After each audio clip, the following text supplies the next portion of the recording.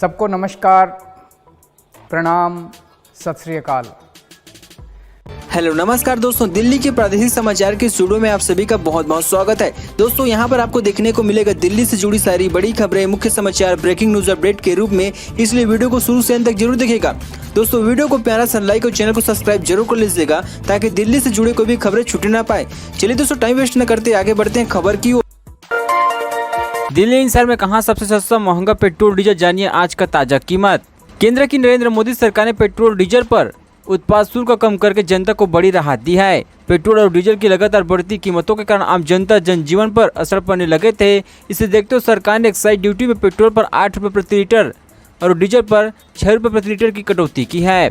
Excise duty में कटौती के बाद राजधानी दिल्ली में पेट्रोल का दाम 869 रुपये प्रति लीटर घट गए हैं, वहीं डीजल 705 रुपये प्रति लीटर सस्ता हुआ है। जानिए दिल्ली एनसीआर में कहां सबसे सस्ता और महंगा पेट्रोल डीजल मिल रही हैं। दिल्ली में 1 लीटर पेट्रोल 96.72 रुपया है, 1 लीटर डीजल 79.62 रुपया है। गाजियाबाद में 1 लीटर पेट्रोल 96.26 रुपया, 1 लीटर डीजल 79.45 रुपया है। नोएडा में 1 लीटर पेट्रोल 96.79%, 1 लीटर डीजल 79.96% है। गुरुग्राम में 1 लीटर पेट्रोल 96.79 रुपये, 1 लीटर डीजल 79.96 रुपये है। अंतर्राष्ट्रीय योग दिवस से पहले तालकोटरा स्टेडियम में आयोग प्रोटोकॉल शीर्षक आज महिलाएं और बच्चियां होगी शामिल। अंतर्राष्ट्रीय योग दिवस से पहले तालकोटरा स्टेडियम में योग प्रोटोकॉल रिहर्सल आज महिला और बच्चियां होगी शामिल। अंतर्राष्ट्रीय योग दिवस के लिए अब कुछ दिन ही बचे हुए हैं, ऐसे में सरकार और अलग अलग संस्थानों द्वारा तैयारियां जोरों पर है। इसी क्रम में रविवार को राष्ट्रीय राजधानी दिल्ली स्थित तालकोटरा स्टेडियम में पतंजलि महिला आयोग समिति की अगुवाई में हजारों महिलाओं और बच्चियों द्वारा योग प्रोटोकॉल रिहर्सल किया जाएगा। इस पर अंतर्राष्ट्रीय दिवस पर योग दिवस कई मायने में खास है। एक और जहां देश अपनी स्वतंत्रता के 75वें वर्ष है, तो वहीं योग दिवस का यह 7वां साल है। मिली जानकारी के अनुसार 21 जून को अंतर्राष्ट्रीय योग दिवस के लिए मान्य योग्य अभ्यासक्रम का यह कार्यक्रम आयुर्वेद, योग, प्राकृतिक चिकित्सा, यूनानी सिद्ध एवं होम्योपैथी मंत्रालय द्वारा आयोजित कराए जा रहे हैं। इस बाबत योग गुरु रामदेव के प्रवक्ता तीजाराम वाला ने बताया कि योग गुरु रामदेव की दिव्य प्रेरणा से आज़ादी के अमृत महोत्सव काल में पतंजलि महिला आयोग समिति के तत्वाधान में हजारों महिलाओं बालिकाओं द्वारा दिल्ली के तालकोटरा स्टेडियम में रिहर्सल होगी। कांग्रेस नेताओं ने पूर्व प्रधानमंत्री राजीव गांधी की पुण्यतिथि पर दी श्रद्धांजलि, बीजेपी सरकार को घेरा। देश के पूर्व प्रधानमंत्री राजीव गांधी 31वीं पुण्यतिथि पर दिल्ली प्रदेश कांग्रेस कमेटी ने उन्हें श्रद्धांजलि दी है। इस मौके पर अध्यक्ष चौधरी अनिल कुमार और दिल्ली प्रदेश कांग्रेस प्रभारी शक्ति सिंह गोहिल ने प्रदेश कार्यालय राजीव भवन में पूर्व प्रधानमंत्री राजीव गांधी की तस्वीर पर पुष्प अर्पित कर उन्हें याद किया। इससे पहले प्रदेश अध्यक्ष चौधरी अनिल कुमार ने सुबह पूर्व पीएम राजीव गांधी के समाधि स्थल वीर भूमि पर भी उन्हें श्रद्धांजलि अर्पित की है। इसके साथ ही दिल्ली प्रदेश कांग्रेस कमेटी के उपाध्यक्ष और कांग्रेस से पूर्व विधायक जय किशन पूर्व प्रधानमंत्री राजीव गांधी की पुण्यतिथि के मौके पर दिल्ली के संजय गांधी मेमोरियल हॉस्पिटल समेत अलग अलग अस्पतालों में लोगों को कपड़े, फल आदि वितरित किए। अस्पताल के बाहर मरीजों के परिजनों को भी फल, कपड़े आदि वितरित किए गए हैं।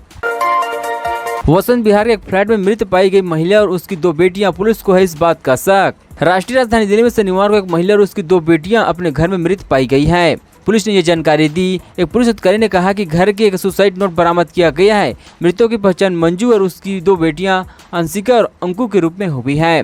पुलिस उपायुक्त मनोज सिंह ने कहा कि वसंत विहार पुलिस स्टेशन में रात 8:55 में एक पीसीआर कॉल प्राप्त हुई, जिसे वसंत अपार्टमेंट वसंत विहार में घर अंदर से बंद है और घर के अंदर से लोग दरवाजा नहीं खोल रही हैं। पुलिस तुरंत हरकत में आई और स्टेशन हाउस ऑफिस स्टेशन के साथ मौके पर पहुंच चुका है।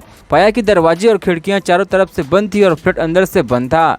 डीसीपी ने कहा कि पुलिस ने दरवाजा खोलने में कामयाबी हासिल की और पाया कि एक गैस सिलेंडर आंशिक रूप से खुला था और सुसाइड नोट भी लिखा था। दिल्ली एनसीआर में भीषण गर्मी से मिलेगी राहत, जानिए कब तक है आंधी और बारिश के आसार। दिल्ली एनसीआर में शनिवार को दिन में आसमान में हल्के बादल छाए रही और शाम में धूल भरी आंधी चली है। साथ ही कुछ जगहों पर हल्की बूंदाबांदी हुई। इसकी वजह से तापमान में गिरावट दर्ज की गई और गर्मी से भी राहत मिली है। भारतीय मौसम विज्ञान विभाग ने रविवार को आसमान में बादल छाए रहने और हल्की बूंदाबांदी की संभावना जताई है। इसके अलावा 23 और 24 मई को उत्तरी पश्चिम भारत में बारिश के आसार है। मौसम विभाग के अनुसार इस दौरान दिल्ली एनसीआर और आसपास के इलाकों में गरज के साथ छींटे पड़ सकती हैं। धूल भरी आंधी आ सकती है या 340 किलोमीटर प्रति घंटे की रफ्तार से तेज हवाएं चल सकती है। ऐसे में तापमान में कुछ और गिरावट आ सकती है। मौसम विभाग ने 23 और 24 मई के लिए येलो अलर्ट जारी किया है। दिल्ली में शनिवार को अधिकतम तापमान सामान्य से 3 ज्यादा 42.4 डिग्री सेल्सियस रिकॉर्ड हुआ है। दिल्ली नगर निगम के विशेष अधिकारी अवनीश कुमार ने संभाला पदभार, कमिश्नर नियुक्त हुए ज्ञानेश भारती। जी हाँ, दरअसल आपको बता दें, राष्ट्रीय राजधानी दिल्ली में 3 MCD का विलय हो चुका है और रविवार को औपचारिक तौर पर दिल्ली नगर निगम के नए विशेष अधिकारी और कमिश्नर भी अपना पदभार संभाल लिया है। बताया जा रहा है कि दिल्ली नगर निगम के विशेष अधिकारी के पद पर IAS अधिकारी अवनीश कुमार और दक्षिण दिल्ली नगर निगम के कमिश्नर रह चुके ज्ञानेश भारती को दिल्ली नगर निगम के कमिश्नर के पद पर नियुक्त किया गया है। बताया जा रहा है कि दोनों अधिकारियों ने औपचारिक तौर पर रविवार को दिल्ली नगर निगम में अपने पद को ग्रहण कर लिया। इससे पहले 18 मई को ही केंद्रीय गृह मंत्रालय की ओर से एक नोटिफिकेशन जारी किया गया था, जिसमें यह जानकारी दी गई थी कि 22 मई से राजधानी दिल्ली में केवल दिल्ली नगर निगम अस्तित्व में रहेगी। तीनों नगर निगम का अस्तित्व समाप्त हो जाएगा और करीब 10 साल बाद राजधानी दिल्ली में फिर से एक ही निगम हो जाएंगे और तीनों निगमों का एकीकरण हो गया है। गैंगस्टर काला राणा और काला जलथेदी को गिरफ्तार करेगी दिल्ली पुलिस, मकोका के तहत होगी कार्रवाई। उत्तर भारत में अंडरवर्ल्ड के खिलाफ दिल्ली के पुलिस कमिश्नर राकेश अस्थाना ने बड़ा फैसला लिया है। मकोका के तहत 2 गैंगस्टर वीरेंद्र प्रताप उर्फ काला राणा काला जेठी को गिरफ्तार करने की मंजूरी दे दिया है। वीर प्रताप उर्फ काला राणा को मार्च में थाईलैंड से प्रत्यार्पित किया गया था, जबकि जेठी को पिछले साल उत्तराखंड यूपी सीमा से गिरफ्तार किया गया था। द टाइम ऑफ इंडिया में छपी रिपोर्ट के मुताबिक दिल्ली के पुलिस कमिश्नर राकेश अस्थाना ने कहा कि स्पेशल सेल को ऑर्गेनाइज क्राइम सिलेक्टेड स्थापित करने के किसी प्रयास को शुरू में ही रोकने के लिए स्पष्ट निर्देश दिए गए हैं। यह कदम इन सिलेक्टेड के वित्तीय बुनियादी ढांचे में एक बड़ा सेंध लगाएगा और अलग अलग राज्यों में कार्रवाई का रास्ता खोला जाएगा। सूत्रों ने कहा कि इन सिलेक्टेड के 1 दर्जन से अधिक सदस्यों का नाम मकोका प्राथमिकी में है और उन्हें गिरफ्तार किया जाएगा। पिछले कुछ सालों से राणा जल्दी सिलेक्टेड ने उत्तर भारतीय राज्यों में टॉप गैंग का प्रबंधन बनाया था और गैंगस्टर लॉरेंस बिश्नोई के सहयोग के काम कर रहा था। बैटरी बनाने वाले फैक्ट्री में भीषण आग हादसे में दिल्ली के 3 मजदूरों की गई है जान। दिल्ली शहर में गर्मी की वजह से आगजनी की घटनाएं बढ़ने लगी हैं। हाल ही में दिल्ली के मुंडका में लगी आग से 27 लोगों की जलने से दर्दनाक हादसा हो गई है। वही अब शनिवार को दिल्ली से सटे फरीदाबाद के सेक्टर 37 इलाके में बैटरी बनाने वाली फैक्ट्री में सुबह भीषण आग लग गई। इस हादसे में दिल्ली के ही रहने वाले 3 मजदूरों की दर्दनाक हादसा हुई है। फरीदाबाद के सेक्टर 37 स्थित अंगनपुर डेयरी बैटरी बनाने वाली वर्कशॉप में अचानक आग लग गई और इस आग के बाद वहां पर भगदड़ मच गई है।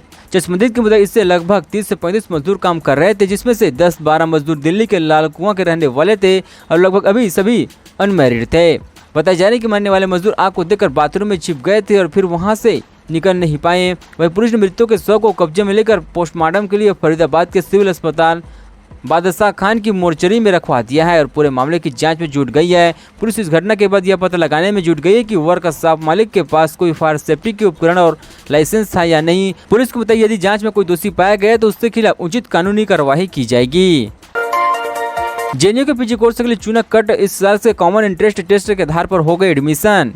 जवाहरलाल नेहरू यूनिवर्सिटी ने घोषणा की है कि JNU में पोस्ट ग्रेजुएट कोर्स में admission common university interest test के आधार पर होगा। इस एकेडमिक सेंसन में ये नियम लागू हो जाएगा, यानी कि अब JNU के UG ही नहीं PG कोर्स में एडमिशन के लिए भी कैंडिडेट्स को COID परीक्षा पास करनी होगी। NTA द्वारा UG और PG के लिए अलग अलग एडमिशन प्रक्रिया आयोजित की जाएगी।